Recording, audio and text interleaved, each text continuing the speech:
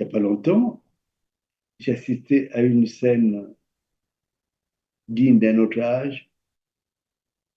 Un Congolais est hospitalisé à ce qu'on appelle, je crois, le CHU. D'abord, dans la nuit, on passait l'appareil pour écouter les chiens dans l'hôpital qu'on appelait à l'époque général, le CHU. Il y a des lieux qui sont devenus pratiquement des lieux colonisés par les chiens. Et de là se demander qu'est-ce que font ces chiens-là, quel rôle on leur fait jouer, pourquoi ils ne sont pas chassés. Mais j'ai vu deux femmes qui sont allées assister pendant tout un mois. Ils dormaient dans les balcons pour soutenir, mais au-delà de soutenir, pour veiller sur leurs frères, pour qu'on n'empoisonne pas. Non seulement la personne était gérée dans des conditions inhumaines, les médecins qui passaient, on les appelle maintenant, paraît-il, des professeurs, mais c'est des gens qui n'ont pas la compétence évolue pour être professeurs. La santé humaine n'a plus sa place. L'individu n'est pas valorisé. Les gens qui interviennent comme médecins ne sont pas qualifiés.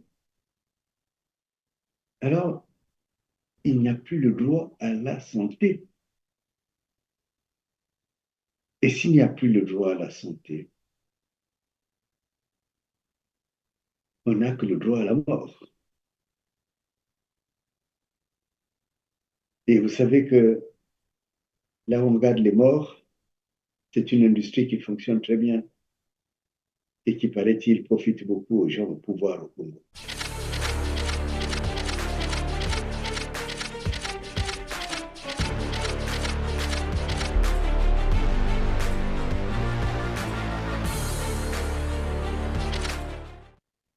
Mesdames et messieurs, nous savons que l'homme ne peut prendre son envol, ne peut prendre en main sa situation sociale, économique, individuelle, que s'il a conscience qu'il a des droits qui sont des droits inaltérables. Parce que celui qui a conscience de ses droits les défend. Si tu es conscient que ta vie est précieuse, tu ne laisseras pas quelqu'un venir toucher à ta vie. Si tu prends conscience que ta famille est importante, tu ne permettras pas que l'on vienne détruire ta famille. Si tu prends conscience que la vie que tu mènes, la vie qu'on te fait mener dans ton pays est une vie qui n'est pas digne de toi, il y a deux solutions. Ou tu quittes ton pays pour y revenir plus tard, quand les conditions seront remplies, ou tu te mets à te battre pour que les conditions soient meilleures, où tu cherches à renverser le système qui t'opprime. Et je crois que c'est cela qui est essentiel. C'est cela qui donne aussi de la puissance à l'action lorsqu'elle est menée, et y compris l'action politique. Je parle de cela parce que je voudrais vous introduire, vous, chers téléspectateurs que je suis en train de rencontrer pour la première fois. Euh, je voudrais vous instruire sur une réalité qui est fondamentale et qui pousse l'homme à agir, c'est sa souveraineté. On parle beaucoup de la souveraineté des États, on parle beaucoup de la souveraineté des nations, mais en réalité, avant que les nations n'en arrivent à la souveraineté, il y a la souveraineté individuelle. Toi, homme, femme, enfant, tu es le souverain primaire, le véritable souverain qui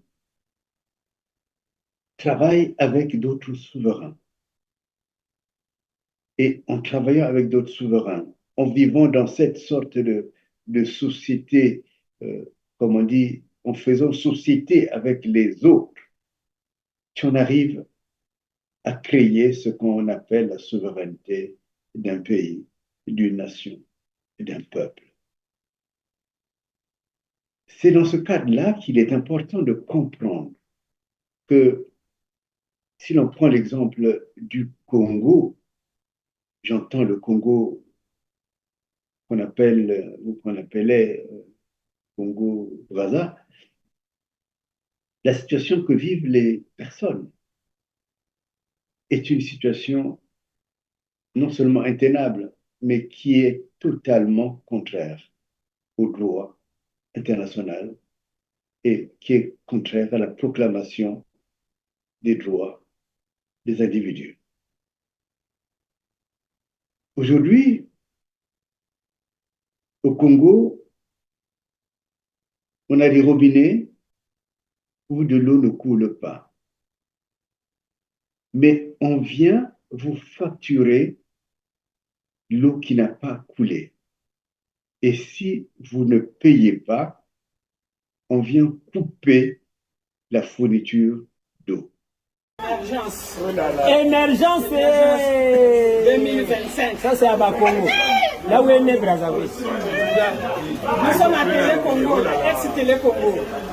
Ça, c'est l'eau de la SND. Voilà. Souvent, je suis appelé et évidemment, familialement, on me demande d'envoyer de l'argent pour payer les factures d'eau, mais de l'eau qui n'a jamais existé. Au Congo, il y a ce que l'on appelle les délestages. Il n'y a rien de pire que le fait d'avoir souscrit à un abonnement pour la fourniture du courant et de ne jamais avoir l'assurance qu'on peut avoir le courant de manière continue. Et là aussi, le plus grave, c'est que on ne te fournit pas l'électricité ou dans une journée, tu n'as eu que 30 minutes d'électricité, mais on vient te facturer tout de même la totalité de l'abonnement mensuel. Et quand tu ne payes pas, il y a des menaces et des menaces réelles. On vient te couper, c'est-à-dire que tu n'auras plus jamais de fourniture d'électricité. Alors, nous sommes là devant un déni des droits du souverain que tu es. Il est impossible de continuer à accepter cette situation. Pourquoi est-ce intolérable? Pourquoi est-ce que cela est intolérable? Cela est intolérable parce que simplement, nous sommes régis par des lois. L'individu que tu es a des droits. Et au niveau le plus haut des nations, la Charte des Nations Unies, la Déclaration des droits de l'homme, a reconnu trois types de droits. On appelle cela les droits, les trois générations de droits. La première génération, c'est les libertés, le droit à la vie, le droit d'expression, le droit de vote. Tout cela, ce sont des droits qui ont été proclamés le 26 août en 1789. Et le Congo est un État membre des Nations Unies. Le Congo a signé la Charte des Nations Unies. Donc, ces droits, ce sont des droits qui sont imputables au Congo. Et ce sont des droits des Congolais. Ils ont le droit de réclamer cela. Et ces droits, il est fondamental pour les Congolais de les faire valoir. Il y a un adage qui dit que, au fond, le droit ne vaut que s'il est capable d'être défendu et s'il est capable de défendre celui qui les réclame. Donc, il y a cette première génération. La deuxième génération, c'est ce qu'on appelle les droits créances. Les droits créances, ce sont les droits économiques et sociaux, tels que les droits du travail, les droits à l'éducation. Vous savez que nos enfants ne vont plus à l'école. Non, tenons-nous bien. Les enfants, principalement du Sud, ne vont plus à l'école. Maintenant, pour aller à l'école, on a créé ce qu'on appelle les écoles privées de qualité tout à fait inégale. Et ces écoles-là ne sont même pas validées par l'État. Et pour y aller, il faut avoir de l'argent. Mais imaginez un père qui n'a pas sa pension, un père qui n'a pas son salaire ou qui a un tout petit salaire. Comment va-t-il faire à la fois pour nourrir sa famille, mais aussi pour permettre que ses enfants soient instruits? Vous savez que de mon temps, quand j'étais au Congolais, je suis congolais, j'étais au Congo, l'école était publique. Aller à l'école, c'était gratuit. Et vous savez qu'à l'époque, nous faisions partie de ceux qui étaient au sommet au niveau de l'instruction. Je crois qu'on avait 99%, en tout cas dans les 80, 90% de personnes scolarisées. Mais cela est devenu un rêve du passé. Parce que maintenant, c'est tout le contraire. Maintenant, l'instruction n'a plus sa place. Or, c'est un droit. Et il y a les droits de la troisième génération, les droits qui visent la dignité de l'individu.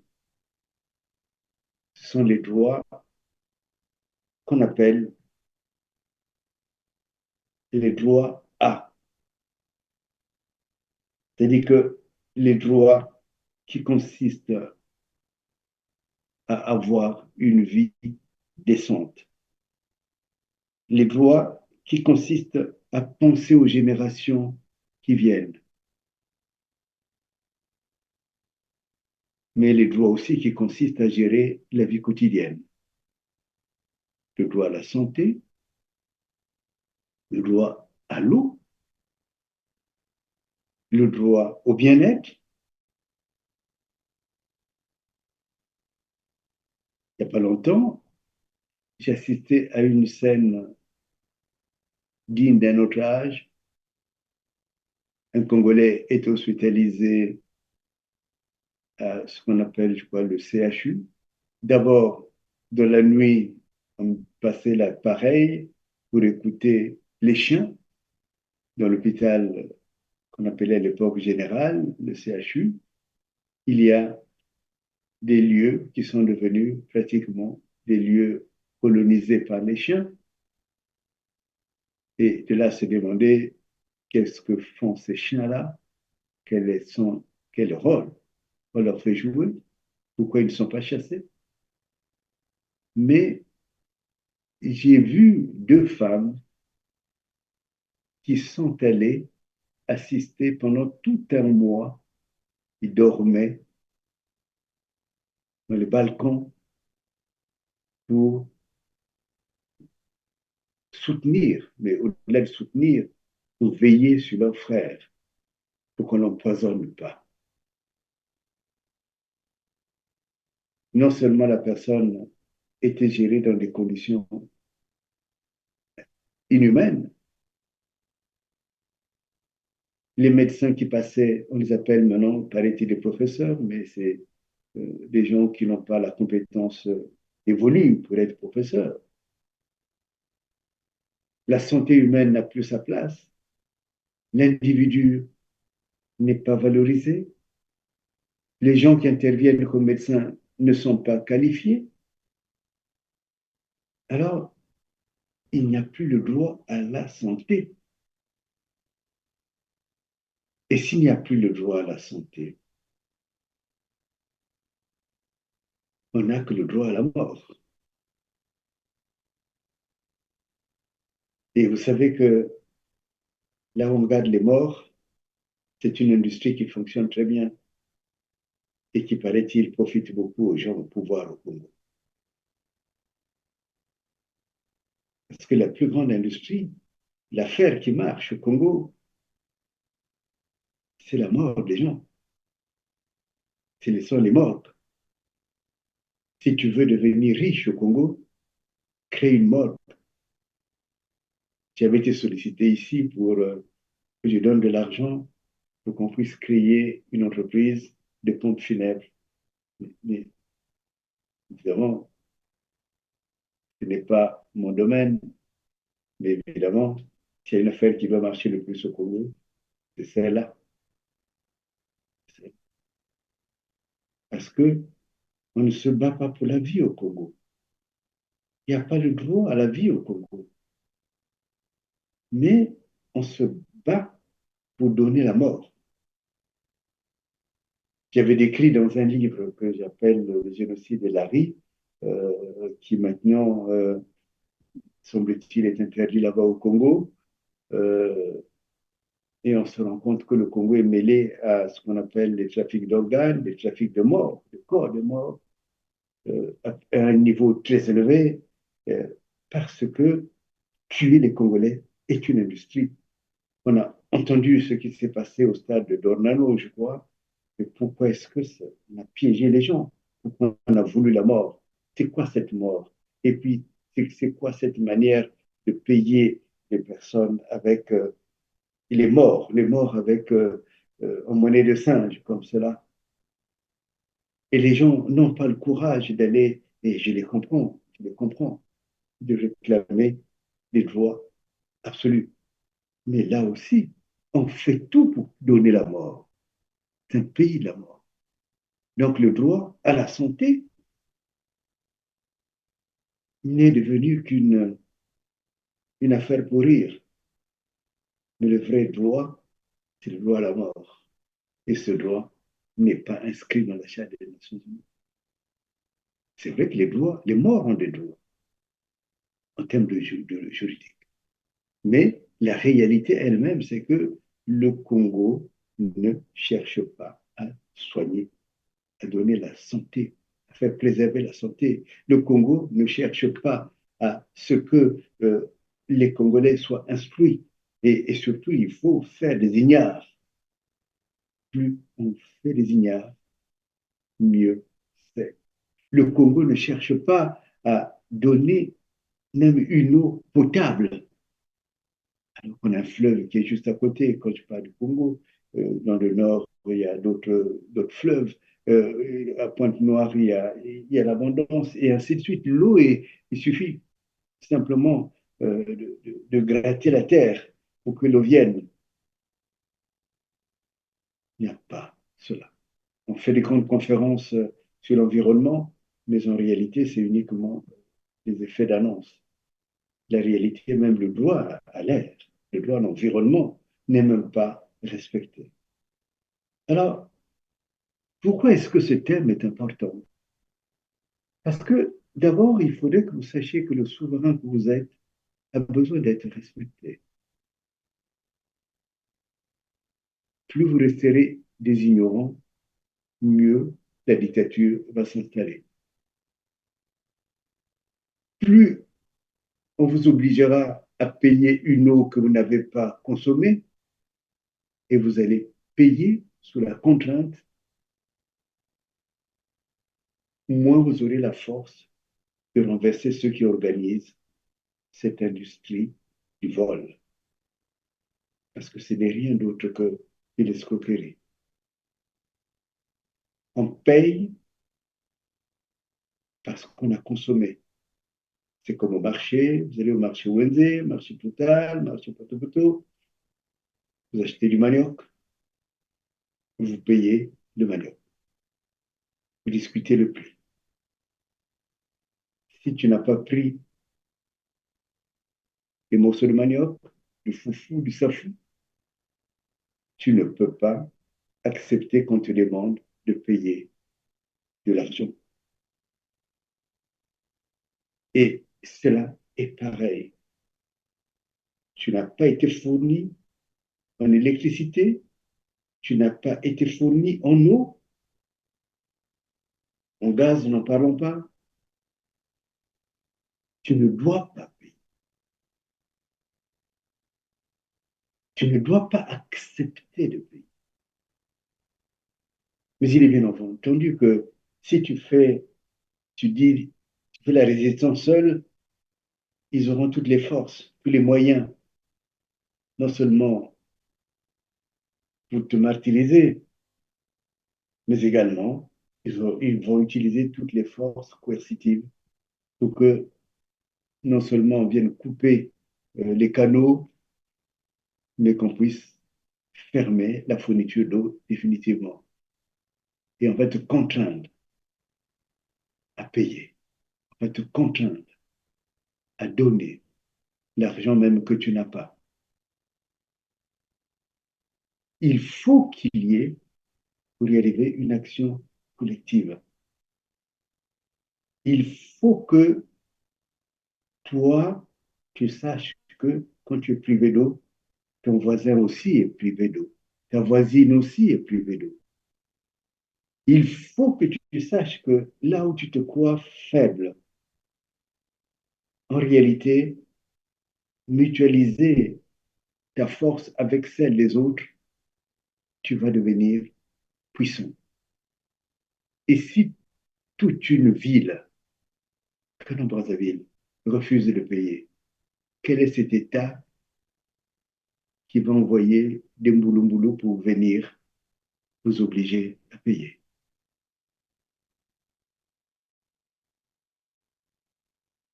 Mais comment tu peux avoir la force de résister? Comment tu peux avoir la force de demander à ce que ton voisin, ta voisine et beaucoup d'autres puissiez exiger la fourniture de l'eau? Tu ne peux le faire que lorsque tu prends conscience que ce droit est un droit vital pour toi, que tu ne peux pas accepter qu'on te vole. Parce que là, il y a deux choses. D'un côté, il est nécessaire pour toi, je dis bien nécessaire pour toi, d'avoir de l'eau dans l'espace urbanisé que sont devenues les villes du Congo. On ne va plus puiser son eau au puits, quoique il y a des lieux où on est obligé de le faire. Ou parfois les forages, heureusement que ces forages existent. Mais quand il y a autre chose, quand on vient t'enlever le droit à avoir l'eau, c'est-à-dire tu n'as plus l'eau, tu ne peux pas vivre sans eau. En plus, on vient t'obliger à payer de l'argent que tu as obtenu, parce que j'appelais tout à l'heure le droit créance. Parce que tu as travaillé, tu as obtenu de l'argent. On veut te prendre de l'argent, en fait, on veut t'escroquer et c'est fait à grande masse. On veut t'escroquer de telle façon que non seulement tu n'as pas la vie d'un côté, parce que tu n'as pas d'eau, alors que tu as le droit à la vie, alors que tu as le droit à l'eau. Mais de l'autre côté, on vient te prendre ce que le droit au travail t'a permis d'avoir. Si tout au moins tu as un travail. Donc, nous sommes là, pris dans une sorte de tenaille qui est véritablement un gros danger politique. ton argent, mais également, ils te volent ta vie.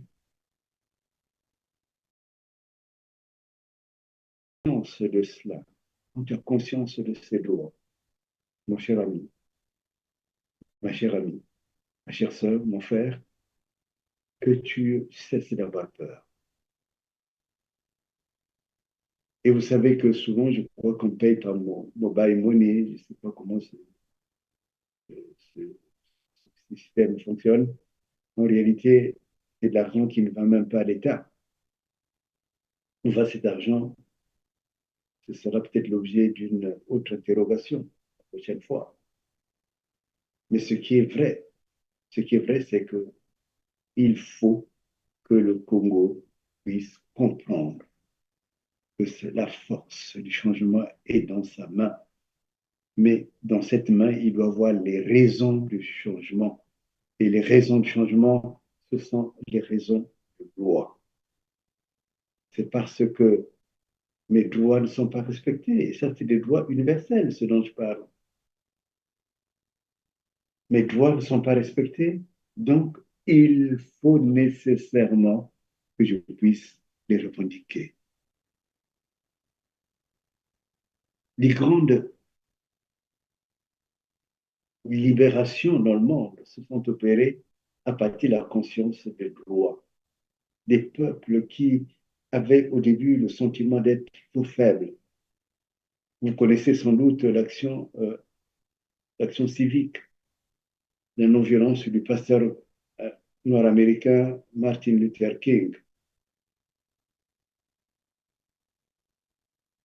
Le théologien, très instruit, très brillant, n'aurait jamais été reconnu s'il n'y avait pas une femme qu'on appelle Rosa Parks,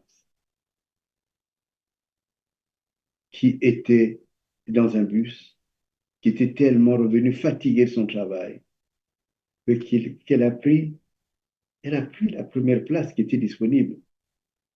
Or, c'était une place réservée aux Blancs. Vous voyez, l'oppression.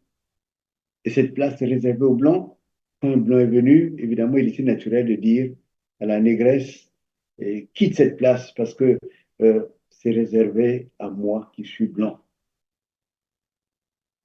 Et vous savez, Rosa Parks a dit, non, moi, je suis fatigué. Que tu sois blanc ou pas, ce n'est pas mon problème. Vous voyez ce que le droit donne comme courage. J'ai le droit de m'asseoir. J'ai le droit au repos. J'ai le droit au voyage, au transport. Quand Rosa Parks a dit cela, elle a été arrêtée. Ça va loin. Elle a été arrêtée. Et les Noirs ont pris conscience de la situation. Les Noirs se sont regroupés, se sont organisés. Et pour que cette action aboutisse, ils sont venus solliciter un jeune pasteur, le pasteur Martin Luther King. Et c'est cela qui a donné le combat pour les droits civiques aux États-Unis. Ce qui a donné des hommes et des femmes dans la chaîne de la libération qui se sont distingués, comme le président Obama et beaucoup d'autres encore. C'est la conscience d'un droit qui oblige à revendiquer ce droit. Et c'est parce que cette dame qui avait conscience, c'est ce droit le droit à la vie, le droit à la dignité, qui a déclenché tout un mouvement qui est devenu un mouvement qui disait évolutionnaire dans le cas des États-Unis. Je pense une Rosa Parks au Congo qui refuserait de payer son courant parce qu'elle n'a pas été livrée. En plus, elle a raison. Une Rosa Parks qui refuserait de payer sa facture d'eau parce qu'elle n'a pas reçu d'eau. Et même quand on reçoit cette eau, souvent c'est de l'eau salie. Il était même dit couramment que c'était de l'eau dans laquelle On venait faire les défécations de Sassou et les autres. C'est la pire Eh bien, c'est tôt, il faut la payer même quand tu n'es pas livré. Il faut qu'il y ait une Rosa Parks qui dise je ne veux pas, mais qu'il y ait aussi une société qui soit suffisamment avertie, alertée, qui cesse d'avoir peur pour dire cette Rosa Parks, on va la soutenir parce que nous tous, on n'a pas eu de livraison d'eau. Et vous savez, ce que je dis là, c'est cela qui doit être le moteur même de la révolution, la vraie révolution congolaise. Mais il n'y a pas que cette situation-là. Vous connaissez un homme, tout au moins, si vous ne le connaissez pas, il faudrait apprendre à le connaître. Avant Martin Luther King, il y a Gandhi. Gandhi qui était envoyé comme un avocat en Afrique du Sud, parce qu'il y avait une entreprise qui avait des intérêts là-bas en Afrique du Sud, s'est rendu compte de la situation dans laquelle vivaient les Indiens en Afrique du Sud, à l'époque de l'apartheid. Gandhi a pris fait et cause pour ses compatriotes. Mais comment ce juriste a pu prendre fait et cause? Mais c'est parce qu'il avait conscience que les droits à la dignité, que la ségrégation qui était menée là-bas, l'apartheid, n'honorait pas la dignité de ses concitoyens sur place. Il y a beaucoup d'avocats au Congo. Il y a beaucoup d'avocats. Il y a beaucoup d'hommes instruits. Mais est-ce qu'ils voient cette situation? Est-ce qu'elles voient cette situation? Est-ce qu'elles voient l'extorsion qu'il y a à venir demander de l'argent pour une fourniture qui n'a pas été faite? Est-ce que vous voyez cela, mes chers compatriotes, mes chers confrères? Mais il n'y a pas que eux, ceux-mêmes qui sont dans ce système mafieux, système politique. Est-ce que vous prenez conscience que vous participez à une escroquerie à grande échelle? Même toi, Makoso, qui s'était opposé à mon livre Le génocide de la rue et que j'ai battu à plate couture avec le deuxième livre Congo, le sang et l'or du génocide. Toi qui disais qu'il n'y avait pas de génocide, alors qu'en réalité, la communauté internationale vous a invité à ce que on envoie sur place au Congo des enquêteurs. Vous avez été le premier à refuser. Il faut être conséquent ou avouer on est un vendu. Donc voilà, mesdames et messieurs, aujourd'hui, j'ai voulu vous entretenir sur le lien immédiat entre le droit qui défend la dignité humaine, ta dignité. Et cette dignité, on la retrouve aussi chez nous, ce que j'ai appelé les Bantous. Chez nous, les Bantous et non les Bantous. Les Bantous, c'est-à-dire que la tête, nous qui sommes la tête, chez nous, il y a le sens de la vie. C'est cela qui a permis d'ailleurs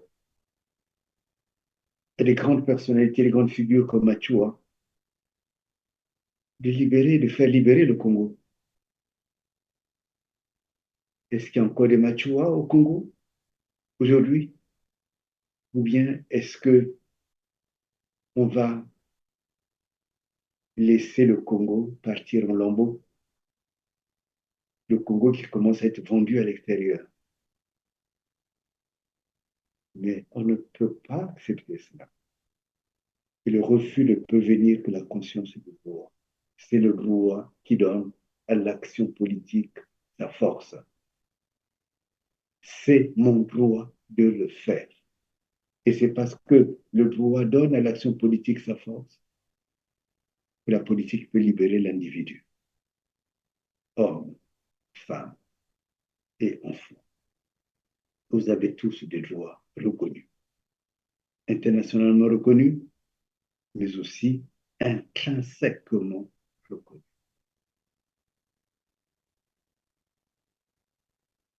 levons-nous, levons-nous, mais élevons nos voix. Alors, ni aujourd'hui, ni demain, nous ne serons plus opprimés.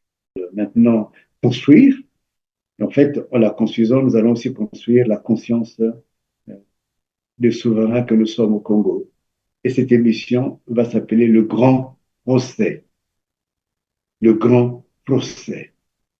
Nous allons y débattre tous les problèmes et je vous donnerai aussi la parole pour que nous puissions être en interaction.